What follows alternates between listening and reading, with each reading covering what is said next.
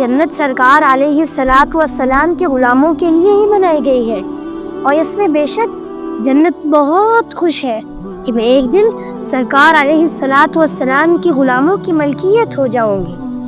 اور بے شک حضور صلی اللہ تعالیٰ علیہ وسلم ہی کی جاگیر ہے جنت، اور اس میں جنت بہت خوش ہے کہ میں ایک دن سرکار کے غلاموں کی ملکیت ہو جاؤں گی۔ اور بے شک جنت حضور صلی اللہ تعالیٰ علیہ وسلم کی ہی جاگیر ہے، اور حضور صلی اللہ تعالیٰ علیہ وسلم جب چاہے جہاں چاہے کسی کو جنت عطا فرما دے، اور اسی لیے حضور نے جسے چاہا عطا کر دی۔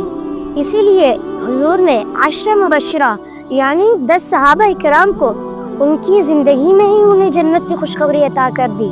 اس کا مطلب یہ ہوا کہ حضور صلی اللہ تعالیٰ علیہ وسلم جنت کے مالک بھی ہے، اور جنت حضور صلی اللہ تعالیٰ علیہ وسلم کی جاگیر بھی ہے۔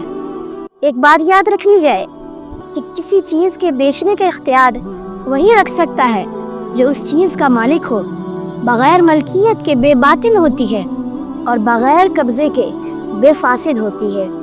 اس سے پتہ چلا کہ حضور کا جنت پر قبضہ بھی ہے، اور جنت حضور صلی اللہ تعالیٰ علیہ وسلم ہی کی جاگیر ہے۔ حضرت عثمان رضی اللہ تعالیٰ عنہ نے حضور سے کئی موقعوں پر جنت خریدی، اور اسی طرح حضرت ربیعہ رضی اللہ تعالیٰ عنہ کو حضور نے جنت عطا کی، اور جنت میں بھی اپنا پڑوس۔ تجھ سے اور جنت سے کیا مطلب وہاں بھی دور ہو، ہم رسول اللہ کے، جنت رسول اللہ کی۔